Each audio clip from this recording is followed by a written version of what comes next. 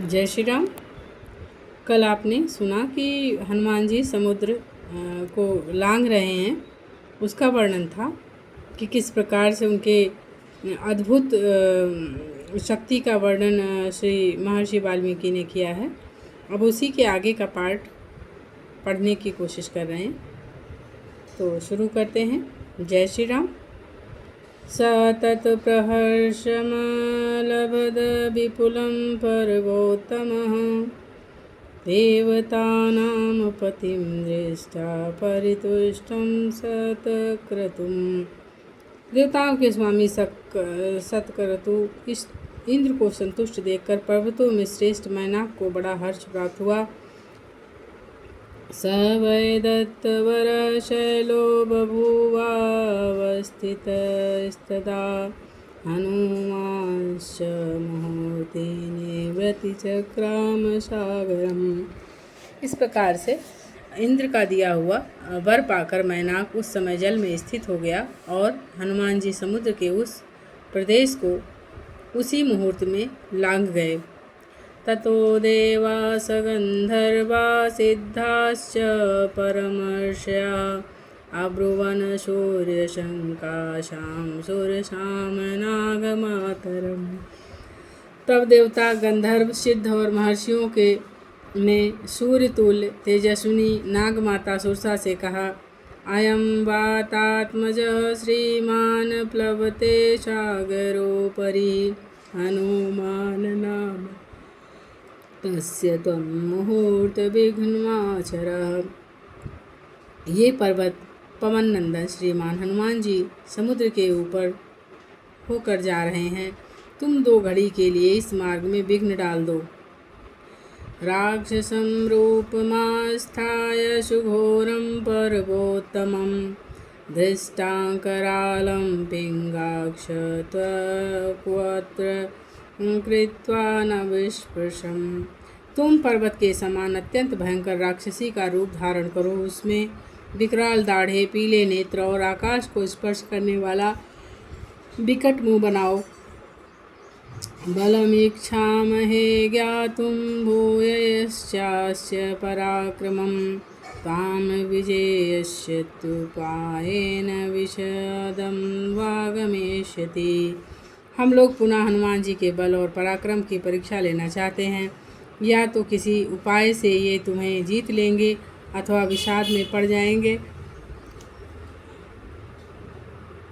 एवमुक्ता तु सा देवी देवतैरभिसत्कृता समुद्रमध्ये सुरसा बिभ्रति राक्षसं वपुः विकृतं च विरूपं च सर्वस्य च भयावहं प्लवमानं हनुमन्तमावत्येदमुवाचः। देवताओं के सत्कार पूर्वक इस प्रकार कहने पर देवी सुरसा ने समुद्र के बीच में राक्षसी का रूप धारण किया। उसका वह रूप बड़ा ही विकट, बेडौल और सबके लिए भयावना था। वह समुद्र के पार जाते हुए हनुमान जी को घेर कर उनसे इस प्रकार बोली, मम भक्ष्य प्रदिष्टस्त्वमीश्वरैवानरर्षभा अहं त्वां भक्ष्यस्यामि प्रविशेदं ममाननम्। कपिश्रेष्ठ देवेश्वरों ने तुम्हें मेरा भक्ष्य बताकर मुझे अर्पित कर दिया है, अतः मैं तुम्हें खाऊंगी। तुम मेरे इस मुख में चले आओ। वरेश पुरा दत्तो मम धात्रेति सत्वरा व्यादाय वक्त्रं वक्वत्रं विपुलं स्थिता सा मारुते पुरा। पूर्व काल में ब्रह्मा जी ने मुझे यह वर दिया था। ऐसा कहकर वह तुरंत ही अपना विशाल मुँह फैलाकर हनुमान जी के सामने खड़ी हो गई। एवमुक्ता सुरसया प्रहष्टवदनो अब्रवीत रामो दाशरथीनां प्रविष्टो दण्डकावनं लक्ष्मणेन सभ्राता वैदेहा चापि भार्यया।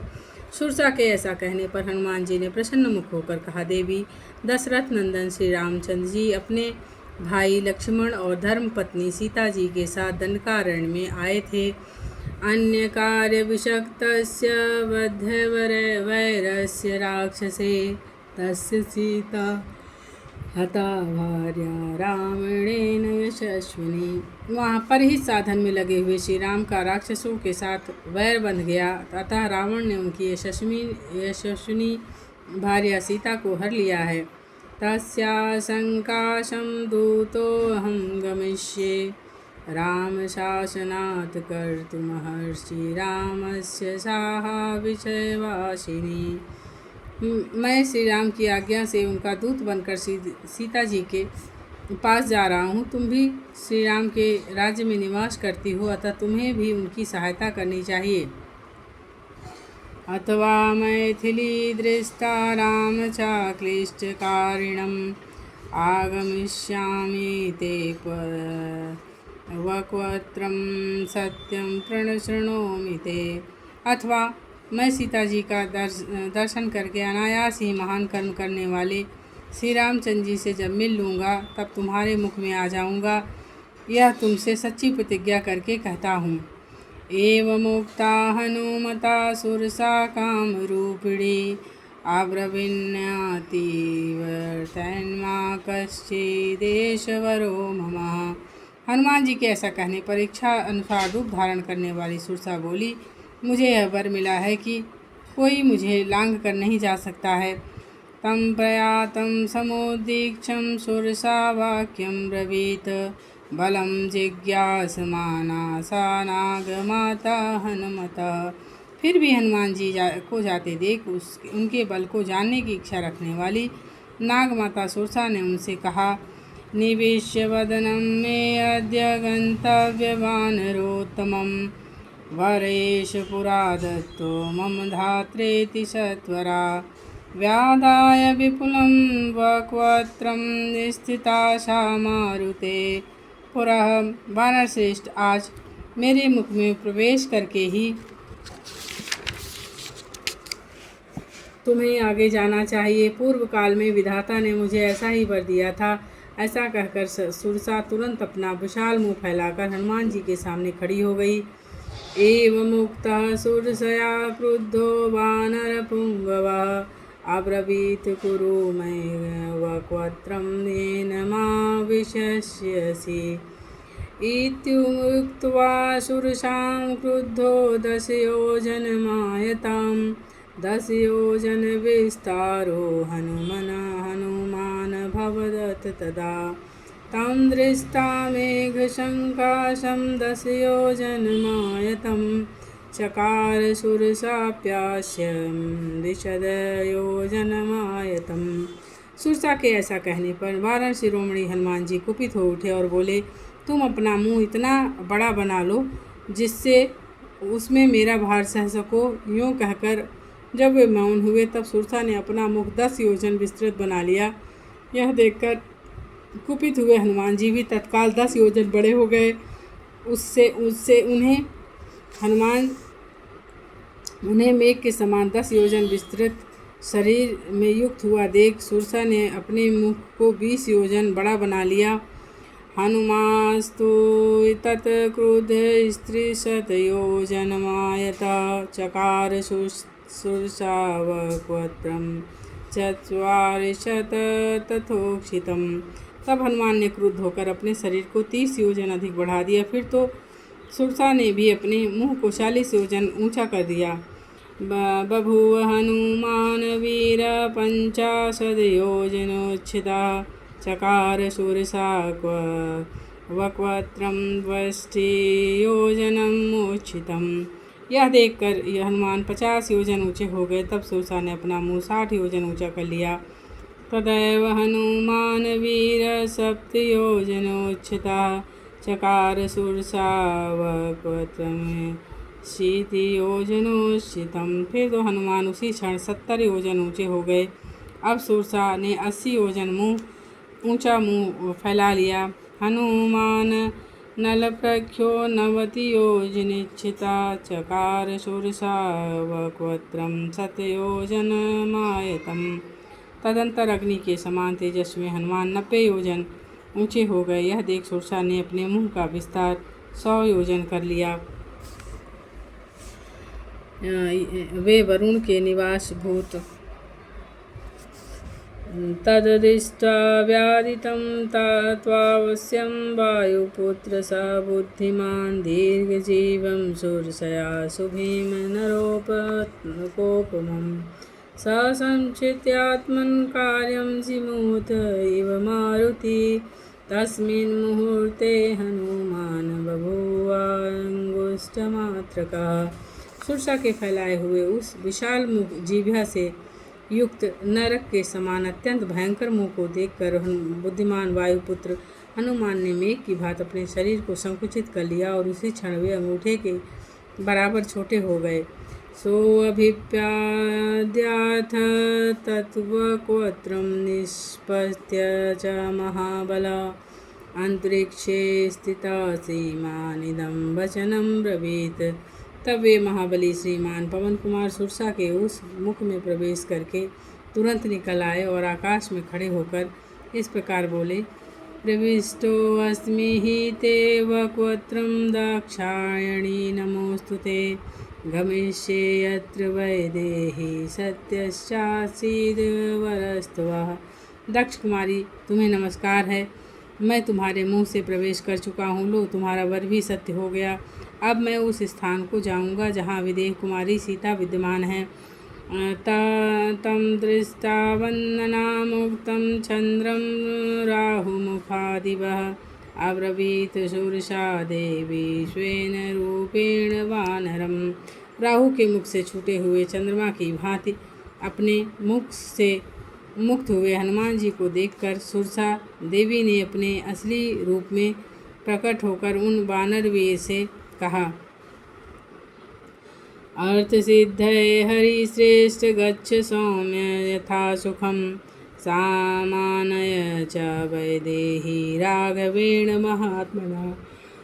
कपि श्रेष्ठ तुम भगवान श्री राम के कार्य को सिद्धि के लिए सुखपूर्वक जाओ। सौम्य विदेह नंदिनी सीता को महात्मा श्री राम से शीघ्र मिलाओ। तत्तृतीयं हनुमतो दृष्टा कर्म सुदुष्करं साधु साध्वती भूतानि प्रशंसस्तुता हरिम। कपिवर हनुमान जी का यह तीसरा अत्यंत दुष्कर कर्म देखकर सब प्राणी वाह वाह करके उनकी प्रशंसा करने लगे। वे वरुणो ससागरमनाधृष्यमद्भेद्य वरुणालयं जगामाकाशवावेश्य वेगेन गरुणोपमा। वे गरुण के निवास भूत अलंग समुद्र के निकट आकर आकाश का ही आश्रय ले गरुण के समान वेग से आगे बढ़ने लगे। सेविते वारिदारा विपतगैश्च निषेविते चरिते कैशिकाचार्ये रावत निषेविते सिंहकुंजर शार्दूल पतगोरगवाहने विमाने संपत दिभिश्च विमले समलंकृते वज्राशनी संस्पर्शे पावकैरिव शोभिते कृतपूर्णमहाभागे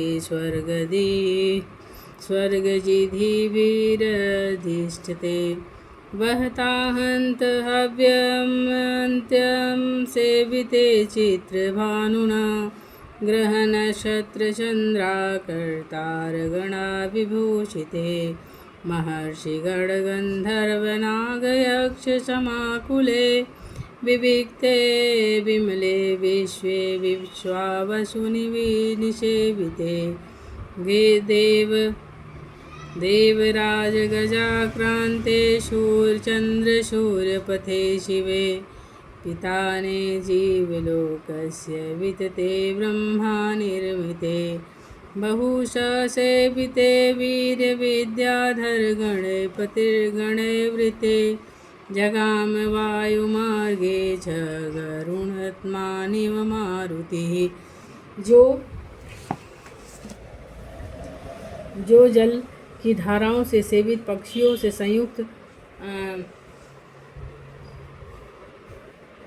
से संयुक्त मान गान विद्या के आचार्य तुम्बरु आदि गंधर्वों के विचरण का स्थान एवं ऐरावत के आने जाने का मार्ग है। सिंह, हाथी, बाघ, पक्षी आदि सर्प आदि वाहनों से जुते हुए उड़ते हुए निर्मल विमान जिसकी शोभा पाते हैं, जिनका स्पर्श वज्र और अशनि के समान दुसह और चेत तेज अग्नि के समान प्रकाशमान है, तथा जो स्वर्गलोक पर विजय पा चुके हैं, ऐसे महाभाग पुण्यात्मा पुरुषों का जो निवास स्थान है, देवताओं के लिए अधिक मात्रा में हविष का भार वहन करने वाले अग्निदेव जिनका सदा सेवन करते हैं, ग्रह, नक्षत्र, चंद्रमा, सूर्य और तारे आभूषण की भांति जिसे सजाते हैं, महर्षियों के समुदाय, गंधर्व, नाग और यक्ष जहाँ भरे रहते हैं, जो जगत के आश्रय स्थान एकांत एवं निर्मल हैं, गंधर्वराज विश्वावसु जिसमें निवास करते हैं, देवराज इंद्र का हाथी जहाँ चलता फिरता है, जो चंद्रमा और सूर्य का भी मंगलमय मार्ग है, इस जीव जगत के लिए विमल वितान हैं, साक्षात परम ब्रह्म परमात्मा ने ही जिसकी सृष्टि की है, जो बहुसंख्यक वीरों से सेवित और विद्याधर गणों से आवृत है, उस वायुपथ आकाश में पवन नंदन हनुमान जी गरुण के समान वेग से चले। हनुमान मेघजालानि प्राकर्षण मारुतोदथा काला गुरु सवर्णानि रक्तपीतशीतानि च। वायु के समान हनुमान जी अगर के समान काले और लाल, पीले और श्वेत बादलों को खींचते हुए आगे बढ़ने लगे। कपिना कृष्यमाणानि महाभ्राणि चकाशिरे प्रविशन् व्रजालानि निष्पन्तस्य पुनः पुनः प्राविदि सिन्धुभिराभाति निष्पतन प्राविशन्ति स्थिता। उनके द्वारा खींचे जाते हुए बड़े बड़े बादल अद्भुत शोभा पा रहे थे। वे बारंबार मेघ समूहों में प्रवेश करते और बाहर निकलते, उस अवस्था में बादलों में छिपते और प्रकट होते हुए वर्षा काल के चंद्रमा की भांति उनकी बड़ी शोभा हो रही थी। प्रदृश्यमान सर्वत्र हनुमान मारुतात्मजः वेजेम्बरम अम्बरम नीरालंबम पक्षियुक्त इवादृतात्। सर्वत्र दिखाई देते हुए पवन कुमार हनुमान जी पंखधारी गिरिराज के समान निराधार आकाश का आश्रय लेकर आगे बढ़ रहे थे। प्लवमानं तु तं दृष्टा सिंहिका नाम राक्षसी मनसा चिंतयामास प्रवृद्धा कामरूपिणी। इस तरह जाते हुए हनुमान जी को इच्छा अनुसार रूप धारण करने वाली विशाल काया सिंहिका नाम वाली राक्षसी ने देखकर वह मन ही मन इस प्रकार विचार करने लगी। अद्य दीर्घस्य कालस्य भविष्याम्यहमाशिता इदं मम महासत्यं चिरास्थमवंशमहामागतम्। आज दीर्घ काल के बाद यह विशाल जीव मेरे वश में आया है, इसे खा लेने पर बहुत दिनों के लिए मेरा पेट भर जाएगा। इति संचिन्त्य मनसा छायामस्य समाक्षितं छायायां गृह्यमाणायां चिन्तयामास वानरः। समाचिक्तोऽस्मि सहसा रिङ्गकृतपराक्रम प्रतिलोमेन वातेन महानौरिव सागरे। अपने हृदय में ऐसा सोचकर उस राक्षसी ने हनुमान जी की छाया पकड़ ली। छाया पकड़ी जाने पर हनुमान जी वानर वीर हनुमान ने सोचा, ओहो सहसा किसने मुझे पकड़ लिया। इस पकड़ के सामने मेरा पराक्रम पंगु हो गया है। जैसे प्रतिकूल हवा चलने पर समुद्र में जहाज की गति अवरुद्ध हो जाती है, वैसी ही दशा आज मेरी हो गई है। तिर्यगूर्ध्वमधश्चैव वीक्षमाणस्तदा कपि ददर्श स महाशत्रुमुक्तिं लवणामभसि। यही सोचते हुए कपि और हनुमान ने उस समय अगल बगल ऊपर और नीचे दृष्टि डाली। इतने में ही उन्हें समुद्र के जल के ऊपर उठा हुआ एक विशालकाय प्राणी दिखाई दिया। तद्दृष्टा चिन्तयामास मारुति विकृताननां कपिराज्ञा यथा ख्यातं सत्मबुद्ध अद्भुतदर्शनं छायाग्राही महावीर्यं तददिदं नात्र संशया। उस विकराल मुख वाली राक्षसी को देखकर पवन कुमार हनुमान सोचने लगे, बानर सुग्रीव ने जिस महापराक्रमी छायाग्राही अद्भुत जीव की चर्चा की थी वह निसंदेह यही है। सहतां बुधतार्थ तत्वेन सिंहिका मतिमान कपि वैवर्धत महाकाय प्राविशीव बलाहका। तब बुद्धिमान कपिवर हनुमान ने यह निश्चय करके कि वास्तव में यही सिंहिका है, वर्षा काल के मेघ की भांति अपने शरीर को बढ़ाना आरंभ किया और इस प्रकार वे विशाल काय हो गए। तस्य साकायमुदीक्ष्यं वर्धमानं महाकपे वक्त्रं प्रसारयामास पातालम्बरसनिभम् घनराजीव गर्जन्ति वानरं समभिद्रवतः। उन महाकपि के शरीर को बढ़ते देख सिंहिका ने अपना मुंह पाताल और आकाश के मध्य भाग के समान फैला लिया और मेघों की घटा के समान गर्जना करती हुई उन वानरवीर की ओर दौड़ी। सददर्श ततस्तस्त्या विकृतं सौमन्नमुखं कायमात्रं च मेघाभिमर्माणि च महाकपि। हनुमान ने उनका अत्यंत विकराल और बढ़ा हुआ मुँह देखा। उन्हें अपने शरीर के बराबर ही उसका मुँह दिखाई दिया। उस समय बुद्धिमान महाकपि हनुमान ने सिंहिका के मर्म स्थानों को अपना लक्ष्य बनाया। सह तस्या विकृते वक्त्रे वज्रसंहनन कपि संक्षिप्य मुहुरात्मनं निपपात महाकपि। तदंतर वज्रोपम शरीर वाले महाकपि वानर कुमार अपने शरीर को संकुचित करके उसके विकराल मुख में आ गिरे। आस्ये तस्या निमज्जन्तं ददृशु सिद्धचारणा ग्रस्यमानं यथा चंद्रम पूर्णपर्वणि राहुणा। उस समय सिद्ध और चारणों ने हनुमान जी को सिंहिका के मुख में उसी प्रकार निमग्न होते हुए देखा जैसे पूर्णिमा की रात में पूर्ण चंद्रमा राहु के ग्रास बन गए हों। ततस्तस्त्या नखैस्तीक्ष्णैर्माणयुकृत्य वानरः उत्पाताथ वेगेन मन संपाति विक्रमः। मुख में प्रवेश करके उन वानरवीर ने अपने तीखे नखों से उस राक्षसी के मर्म स्थानों को विदीर्ण कर डाला। इसके बाद वे मन के समान गति से उछलकर वेगपूर्वक बाहर निकल आए। तां तो दिष्ट्या च धृत्या च दक्षिणेन निपात्य सः कपिप्रवीरो वेगेन ववृधे पुनरात्मवान्। देव के अनुग्रह, स्वाभाविक धैर्य और कौशल से उस राक्षसी को मारकर वे मनस्वी वानरवीर पुनः वेग से बढ़कर बड़े हो गए। हत हनुमता पपात विधुराम्भसे स्वयंभुवैव हनुमान श्रेष्ठस्त्या निपातने। हनुमान जी के प्राणों के आश्रयभूत उनके हृदय स्थल को ही नष्ट कर दिया और तब वह प्राण शून्य होकर समुद्र के जल में गिर पड़ी। विधाता ने उसे ही मार गिराने के लिए हनुमान जी को निर्मित बनाया था।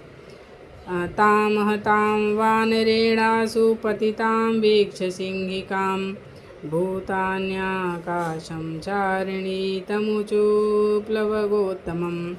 उन वानरवीर के द्वारा शीघ्र ही मारी जाकर सिंहिका जल में गिर पड़ी। यह देखकर आकाश में विचरने वाले प्राणी उन कपि श्रेष्ठ से बोले,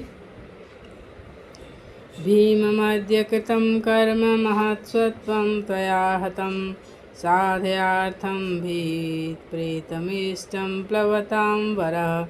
कपिवर, तुमने बहुत बड़ा ही भयंकर कर्म किया है जो इस विशालकाय प्राणी को मार गिराया है। अब तुम बिना किसी विघ्न की बाधा के अपना अभीष्ट कार्य सिद्ध करो। यस्य त्वेतानि चत्वारि वानरेन्द्र यथा तवः दृष्टिर्मदाक्षं सकर्मसुनासीदति। वानरेंद्र, जिस पुरुष में तुम्हारे समान धैर्य, सूझ और बुद्धि और कुशलता है, ये 4 गुण होते हैं, उसे अपने कार्य में कभी असफलता नहीं होती है। सह तय संपूजितः पूज्य प्रतिपन्न प्रयोजने जगामाकाशमावेश्य प्रन्नगाशनवत कपिः। इस प्रकार अपना प्रयोजन सिद्ध हो जाने से उस आकाशचारी प्राणियों ने हनुमान जी का बड़ा सत्कार किया और इसके बाद वे आकाश में चढ़कर गरुड़ के समान वेग से चलने लगे।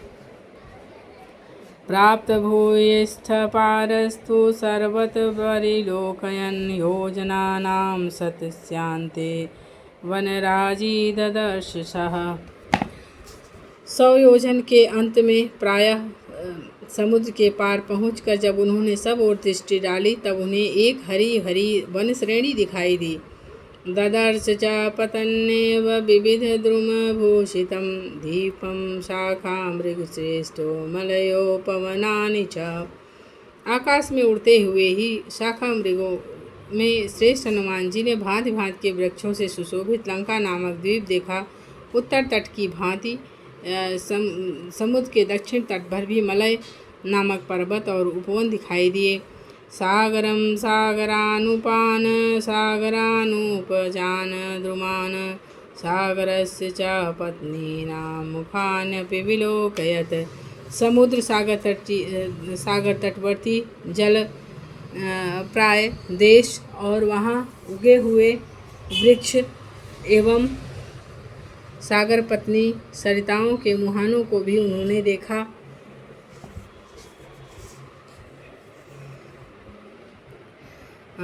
स महामेघ संकाशं समीक्ष्यात्मानत्मवान् निरुद्धन्तमेवाकाशं चकारमतिमानमतिम्।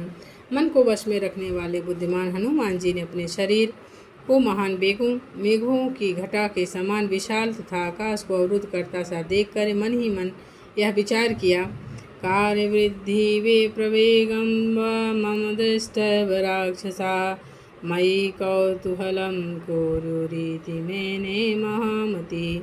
अहो, मेरे शरीर की विशालता और मेरा यह तीव्र वेग देखते ही राक्षसों के मन में मेरे प्रति बड़ा कौतूहल होगा। वे मेरा भेद जानने के लिए उत्सुक हो जाएंगे। परम बुद्धिमान हनुमान जी ने मन ही मन यह धारणा पक्की हो गई। तत्शरीरं संक्षिप्तं तन्महीधरं सन्निभं पुनः प्रकृतिमापेदेवीत मोहैवात्मवान्। मनस्वी हनुमान जी अपने पर्वताकार शरीर को संकुचित करके पुनः अपने वास्तविक स्वरूप में स्थित हो गए। ठीक उसी तरह जैसे मन को वश में रखने वाला मोह रहित पुरुष अपने मूल स्वरूप में प्रतिष्ठित होता है। तद्रूपमति संक्षिप्य हनुमान प्रकृतो स्थिता त्रीन् क्रमानिव विकम्र बलिवीर हरो हरि। जैसे बलि के महापराक्रम संबंधी अभिमान को हर लेने वाले श्री हरि ने विराट रूप से 3 पग चलकर तीनों लोकों को नाप लेने के पश्चात अपने उस स्वरूप को समेट लिया, उसी प्रकार हनुमान जी समुद्र को लांघ जाने के बाद अपने विशाल रूप को संकुचित करके अपने वास्तविक स्वरूप में स्थित हो गए। सचारुनाना विविध रूपधारी परम समासाद्य समुद्र तीरम परशैक्यं प्रतिपन्न रूपा समीक्षितात्मा समेवेक्षितार्थ। हनुमान जी बड़े सुंदर और नाना प्रकार के रूप धारण कर लेते थे। उन्होंने समुद्र के दूसरे तट पर जहाँ दूसरों को पहुँचना असंभव था, पहुँचकर अपने विशाल शरीर की ओर दृष्टिपात किया और फिर अपने कर्तव्य का विचार करके छोटा सा रूप धारण कर लिया। तथा सलम्बस्य गिरे संवृद्धे विचित्रकूटे निपपातकुटे सकेतकोदलाक नारिकेले महाभ्रकूट प्रतिमो महात्मा। महान मेघ समूहों के समान शरीर वाले महात्मा हनुमान जी केवड़े, लसोड़े और नारियल के वृक्षों से विभूषित लंब पर्वत के विचित्र लघु शिखरों वाले महान समृद्धशाली श्रृंग पर कूद पड़े। ततस्तु संप्राय समुद्रतीरं समीक्ष्य लङ्कागिरिवर्यमूर्धिनि कपिस्तु तस्मिन् निपपात पर्वते विधूय रूपं व्यथगहिध्वजान्। तदंतर समुद्र के तट पर पहुंचकर उन्होंने वहां एक श्रेष्ठ पर्वत की शिखर पर बसी हुई लंका को देखा। देखकर अपने पहले रूप को तिरोहित करके वे वानरवीर वहां के पशु पक्षियों को व्यथित करते हुए उसी पर्वत पर उतर पड़े। सहसागरं दानवपन्नगायुतं बलेन विक्रम महोर्मिमालिनं निपत्य तीरे च महोदधेस्तदा ददर्श लंकां रावतीमिव। इस प्रकार दानवों और सर्पों से भरे हुए तथा बड़ी बड़ी उत्ताल तरंगमालाओं से अलंकृत महासागर को बलपूर्वक लांघकर वे उसके तट पर उतर गए और अमरावती के समान सुशोभित लंकापुरी की शोभा को देखने लगे।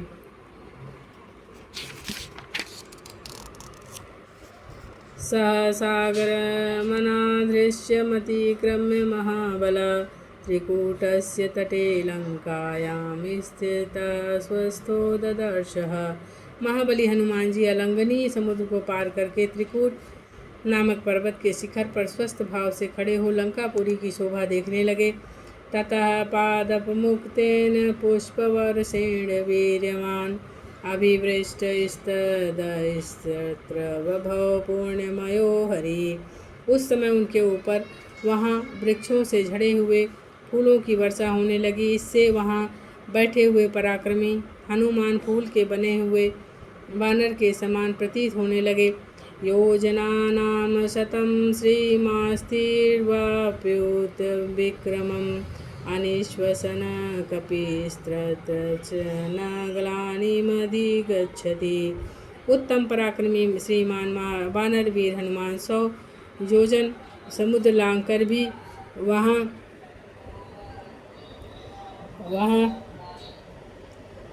जाकर लंबी सांस नहीं खींच रहे थे और ग्लानिका का अनुभव नहीं करते थे।